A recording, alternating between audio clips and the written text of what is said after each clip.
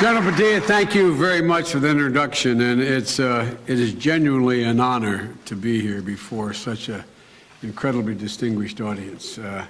Ambassador Nesbitt, thank you. She is a senior vice president. I'm just a vice president. I want to make that. And these days, I don't like the word senior associated with my name. Provost Jaeger. And finally, I'd like to say to Ambassador Falia, the Iraq's ambassador to the United States, it's an honor to have you here as well today. Military officers, men and women, and Brian McCune. How you doing, Brian? Brian doesn't want to tell everybody he's in the Defense Department now, but he worked with me since he got out of the University of Notre Dame, and that was 412 years ago. But anyway, it's good to see you, Brian. Next week, Prime Minister al-Abadi will make his first visit to Washington, D.C. And this provides us with an opportunity to take stock of where things stand right now.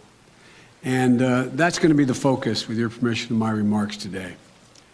Critics have made a number of claims regarding our policy in Iraq and the state of affairs in Iraq today. They say that Iraq's fight against ISIL under the command of the Iraqi government, backed by American international coalition, has stalled, has been stalemated. We read that ISIL remains in a commanding position inside of Iraq, that Iran and its proxies are leading the fight against ISIL, and that they are dominating Iraq, and that Iraq itself is likely to be a thing of the past, doomed to split apart because of sectarian violence. There's just one problem with these critiques. The claims do not reflect the circumstances on the ground. The claims do not respect and represent the circumstances on the ground. They don't reflect Iraq's progress against ISIL, incomplete but significant and growing. Iraq's resilience and unity in confronting the crisis many predicted would split them apart, or Iraq's resolve to uphold their sovereignty and their independence, even as they look to their neighbors in all directions for assistance. The jury's still out. That's the truth. It's not over yet. But the momentum is in the right direction. I'd like to speak about that for a few moments today. It is true that when ISIL swept into Nineveh last summer and took its capital, Mosul, we saw the collapse of the Iraqi army. We saw it melt away, the horrific slaughter of innocent civilians, and the enslavement of women, ethnic cleansing of minority groups, including Christians who had lived in Mosul for over 1,000 years. ISIL gained significant amounts of money from the banks that they robbed, significant sophisticated military equipment left behind by Iraqi forces, and manpower from brutal conscription and foreign fighters. And maybe most dangerously, a sense of momentum, even a sense of inevitability, which seemed to attract more foreign fighters. That's why when Mosul fell, President Obama responded decisively. Within hours, he took steps with all of you, the military, to make sure that all our people in our embassy were secure. Within days, we put special forces into the field temporarily to better understand the battle space. We surged intelligence, surveillance, and reconnaissance, and we set up a joint operations center in both Baghdad and in Erbil, all to prepare to help the Iraqis fight back. We knew, though, that the first order of business was to make sure that Iraqi had a functioning, inclusive government.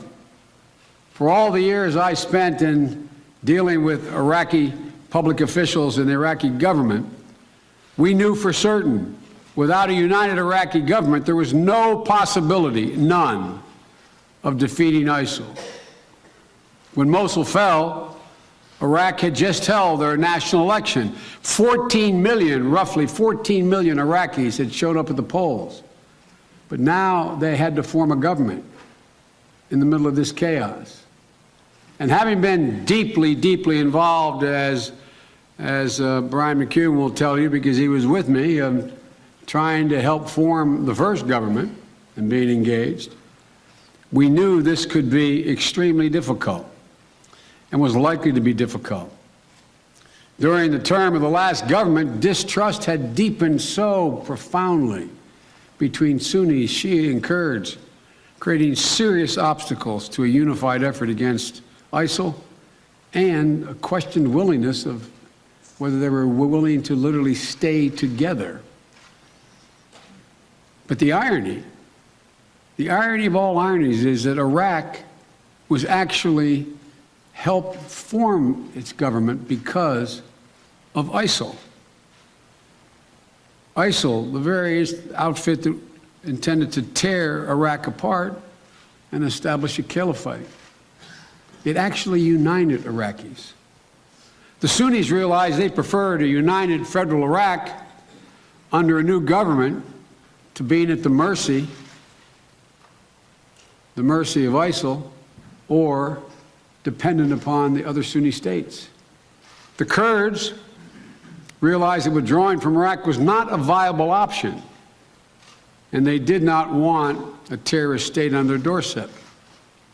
I don't know how many conversations I had with President Barzani relating to this.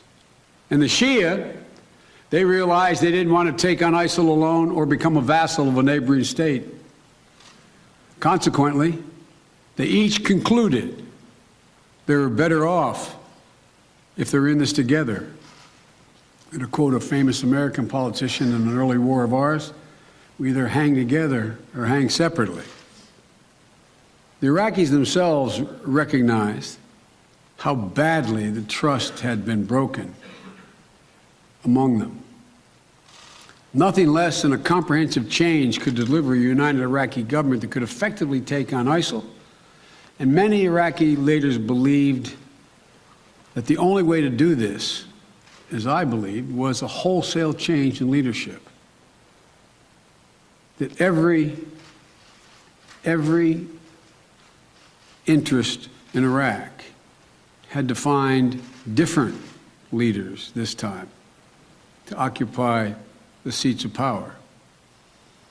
I remember speaking with Osama Najafi, a proud son of Mosul, who had been the Speaker of Iraqi's parliament, and him deciding that in order to make way for a new wave of leaders, it was very important, which he thought was important as well, that he would have to step down as Speaker. And so there was a need from the Speaker to the Prime Minister to the President to find new leaders.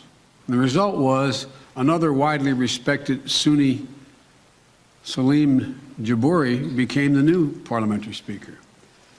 And Iraq chose Fuad Massoum, a well-respected Kurdish senior statesman, to be the new president. And he stuck to his convictions under enormous pressure, because you know how the process works. He, the president, is the one that then turns to one of the factions to form a government. There was an enormous amount of pressure.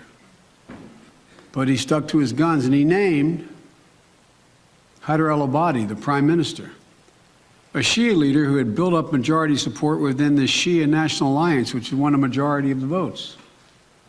There was a consensus among these leaders that Iraq would need a much greater measure of functioning federalism, which is called for in the Constitution. They all agreed to that. That common understanding, backed by genuine acts of statesmanship, has led to significant progress and the chance of a long-term unity government here. In just 8 months, Prime Minister Abadi and other Iraqi leaders have formed an inclusive government, in record time arrived at a national budget with equitable revenue sharing, forged an oil deal between Baghdad and Erbil. I don't know how many times Brian and I sat there after the 23 visits into Iraq being told there's an oil deal just over the horizon. Never occurred. But in the face of this crisis, they pulled that together. They built a consensus, began to mobilize thousands of Sunni fighters to fight against ISIL. And just this past week, Prime Minister al-Abadi visited Erbil and met with President Barzani to discuss cooperation with the Peshmerga forces in a plan coordinated by General Austin, in part, to help liberate Mosul. Yesterday, he was in Anbar province, announcing the delivery of over 1,000 weapons for Sunni tribes in preparation for the liberation of Anbar, in part, as part of his commitment that he made to Sunni leaders in the formation of the government. More efforts to organize, arm, and integrate the Sunnis willing to fight ISIL are going to be needed in the months ahead to liberate Anbar and Mosul. And the Prime Minister has also tried to improve relations with his Arab neighbors and Turkey. He's visited Amman, Cairo, Abu Dhabi, Kuwait, Ankara. And for the first time since 1990, Saudi Arabia has agreed to open an embassy in Baghdad at the invitation of a Shia Iraqi president. These are only initial, but these are very, I promise you, having done this for the last 12 years, very promising steps. Obviously, a great deal of work remains, including moving forward on the National Guard legislation designed to advance national reconciliation, including de-Baathification, continuing to mobilize and integrate and arm and pay Sunni forces, further integrate the Pesh into the Iraqi National Security Force, bringing volunteer forces under the command and control of elected Iraqi government, empowering local governance and planning for reconstruction in the liberated areas, consistent with their notion of federalism. All of which we will be discussing with Prime Minister al-Abadi. Not that we haven't discussed it a lot. He and I have probably spent more time on the phone than I have with my wife. The entire region, the entire world, but the entire region is watching this closely. And Iraqi leaders can't afford to lose that sense of political urgency that brought them to this point. And much hinges on the Prime Minister, but not the Prime Minister alone. Ultimately, this is about all of Iraqi leaders pulling together, and they must continue to compromise. And it is hard. It is hard. Thousands of bodies have been strewn and lost in the interim. But they're doing it. We knew that in addition to forming a united Iraqi government, the next challenge would be to help them put back together an ability to be able to position themselves and succeed on the battlefield.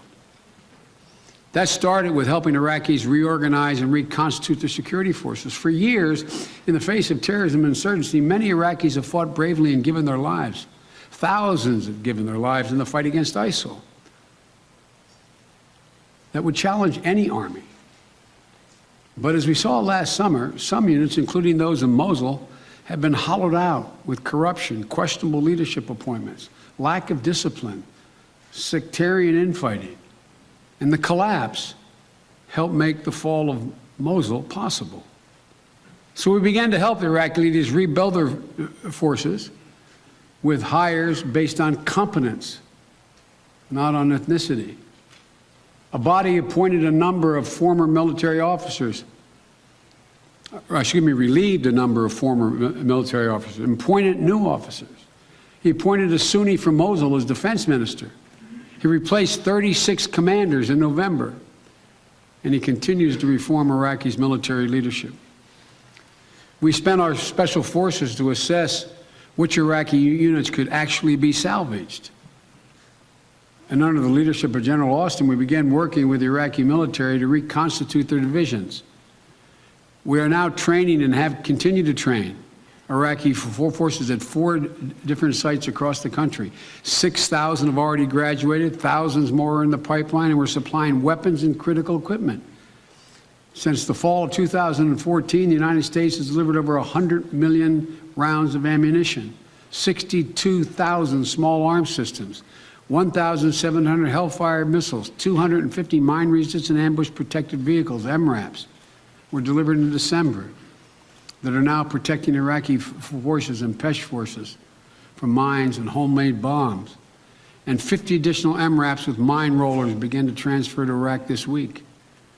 At al-Assad Air Force Base that many of you served in and were part of securing, we're training, advising, and assisting Iraqi army forces, who in turn are training and mobilizing Sunni fighters, Iraqi national security forces, training Sunni tribesmen.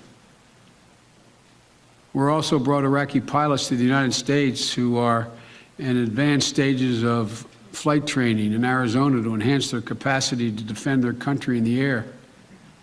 And we're not doing it alone. We led and mobilized a massive international coalition of over 60 partners, NATO, allies, Arab nations, and many others to help take on ISIL. It's not just a military coalition, it's a global effort to weaken ISIS across the board, from undercutting its messaging to tracking its foreign fighters. And several nations are providing significant support in Iraq. 8 coalition partners have launched over 500 airstrikes in Iraq. The Spaniards, Australians, Danes, and others have provided trainers and advisors inside Iraq. The French, the Dutch, the UK, Canada, Germany, Italy, and others are working with us to train and resupply the Kurdish Peshmerga, who have reclaimed a significant portion of the territory initially gained by ISIL. And several countries, including Japan and Saudi Arabia, have also made significant non-military contributions in areas such as development assistance and humanitarian aid. A majority within each of the Iraqi constituencies and communities supports this U.S. effort and these coalition efforts. Leaders from across the Iraqi political spectrum have publicly asked for our help and our continued help. And we're providing that help in a smarter way. Small numbers of advisors backed by a large coalition. And this large coalition is backed up by the most capable air force in the world. We are pounding ISIL from the sky. Nearly 1,300 U.S. airstrikes alone. Thus far, thankfully, we have not lost, knock on wood, a single solitary U.S. serviceman to enemy fire. Not one. But this is a dangerous, dangerous, dangerous place. With our assistance, Iraqis have made significant progress on the battlefield. 8 months ago, ISIL was on the offensive everywhere in Iraq. No force in Iraq or Syria had proven capable of defeating ISIL head-on. But today in Iraq, ISIL has lost large areas that used to dominate, from Babel to Diyala to Nineveh to Salah-ad-Din, Kirkuk province. ISIL has been defeated at Mosul Dam, Mount Sinjar, and now Tikrit. ISIL's momentum in Iraq has halted, and in many places had been flat-out reversed.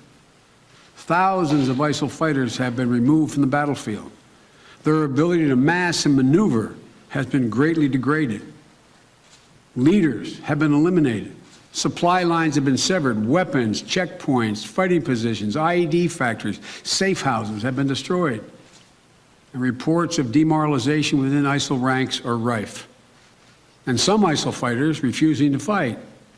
Foreign fighters being killed by ISIL because they want to return home. There's still a long fight ahead. I don't want to paint an overly rosy picture here. But the ISIL's aura of invincibility has been pierced. And that's important. Let me give you one recent example where Iraqi's military capability was tested, as well as, quite frankly, its political leadership was tested. 3 weeks ago, on every newspaper in the West and here in the United States, and on the news, the speculation was the United States, the coalition, and Iraqi's elected leaders had been sidelined in the fight against ISIL, particularly in Tikrit. Military forces, backed primarily by Iran, were running the show. And you saw pictures. And they made it clear, Soleimani made it clear that everybody would see where he was there. The implication being, we now own Iraq. Then something changed. The attack stalled, and Prime Minister al-Abadi stepped up. He courageously stepped in, making it absolutely clear that the Iraqi government, him as commander-in-chief, was in charge of this operation. When I spoke with him, he made it clear to me that he wanted the United States and the coalition to engage all over Iraq, was his phrase. And explicitly, he wanted us engaged and requested support in Tikrit. His call was joined by that of Sunni leaders, as well as the most senior religious leader in the country, Grand Ayatollah Sistani, who declared that the Iraqi government had to be in the lead, that the units had to be directly under the command, all units under the command of the Iraqi government, and that Sunnis had to be included in the liberation of their own communities. And we made clear, General Austin, that we were prepared to help in the battle with volunteers, both Shia and Sunni, fighting alongside Iraqi forces, but only if all elements in the fight operated strictly under the chain of command of the Iraqi military. Because that's the only way we can ensure the safety of those on the ground and minimize the risk of friendly fire. Today, Iraq's national flag, not ISIL's, hangs over the city of Tikrit. But success brings new challenges.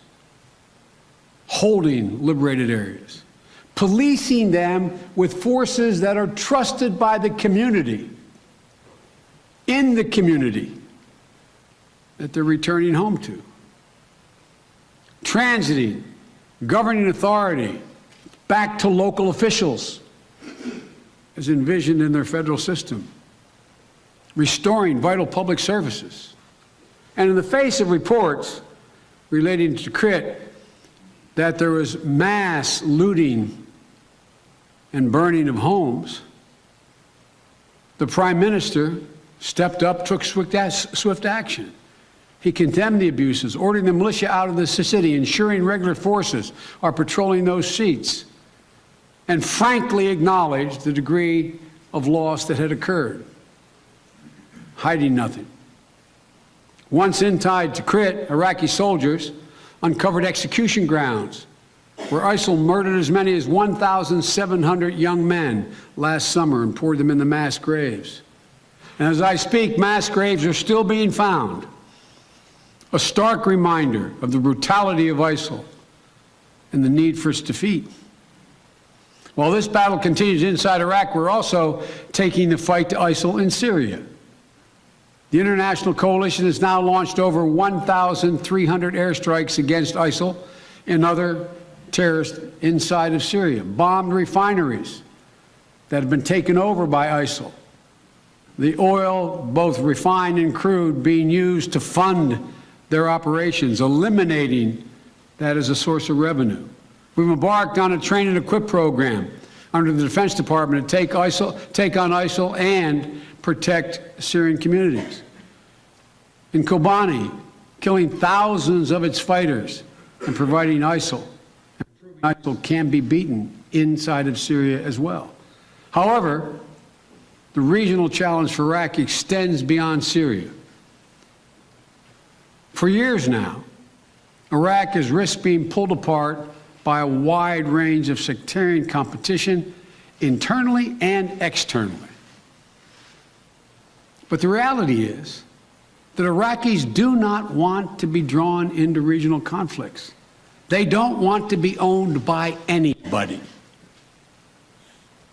Everybody forgets there was a war not but a decade before where over 100,000 were killed. A war with Iran, their neighbor. They don't want to be puppets dangling on a string of anyone's puppeteering in the region. Don't underestimate the power of Iraqi national pride, independence, and sovereignty. It's only natural Iraq will have relations with all of its neighbors, including Iran. The history is too long, the border is too long, and it's a difficult neighborhood. But Iraq must be free to make its own sovereign choices under the authority of elected representatives of an Iraqi government. We want what Iraqis want: a united, federal, and democratic Iraq is defined by its own constitution, where power is shared among all Iraqi communities, where a sovereign government exercises command and control over the forces in the field, and that's overwhelmingly what the Iraqis want. So I go back to the focus on, Mr. Ambassador, on the Iraqi government. When the three major constituencies, Sunni, Shia, and Kurd, are united in wanting a whole and prosperous Iraq, the likelihood of being pulled into the orbit of any single nation in the region is diminished exponentially, because this would represent the only government in the region that actually is not based on sectarian dominance. This is going to be a long haul. The ultimate success or failure is in the hands of the Iraqis. But as they stand up and stand together, this administration, this country, is committed to stand with them. I need not tell this audience, since 2003, more than 1.5 million American women and men, including my son, have spent significant amount of time on Iraqi soil. Every single morning since I have been vice president and before as chairman of the Foreign Relations Committee, we contact the Defense Department. And I asked the same question. Give me the exact number of Americans who've given their lives on Iraqi soil and Afghan soil. Give me the exact number, not a generalization, exact number of those who've been wounded and or lost in Afghanistan. Because no audience knows more than this. Every one of those lives, every one of those brave women and men represents a community, represents a family and a larger family. Only 1% of all Americans have waged these fights for us, but 99% of all America owes them support and recognition. 4,481 Americans have given their lives on Iraqi soil, including many who served alongside the people in this room. I'll bet every one of you in uniform knows somebody who was lost or wounded. And although our mission is significantly different today, you may ask, why am I focusing on this? Although our mission is significantly different today than it was during that period, there are still men and women in uniform in Iraq making sacrifices as I speak, from protecting our embassy to training and equipping the Iraqis to flying sorties. And all of you who wear the uniform know that one of the loneliest feelings for your family, particularly if they don't live in a base, is while every other kid in school, while every other family at church, while every other family neighbor thinks everything is fine, dad or mom's not home for that birthday. They're missing that graduation. They're not there for Christmas or to make a Thanksgiving toast. We have an obligation. We have an obligation. And just because we no longer have 160,000 troops there, it's an obligation that's intense and as real as it was when we had 160,000 troops there. They warrant our support. their families warrant our deep gratitude. And so, folks, as a country, our one shared obligation is to give them what they need on the battlefield and care for them when they come home. Their blood and toil help give Iraq another chance. Our mission now is to help the Iraqis themselves make the most of this. Thank you all for listening, but most of all, thank you for your service. May God bless the United States of America, and may God protect our troops. Thank you.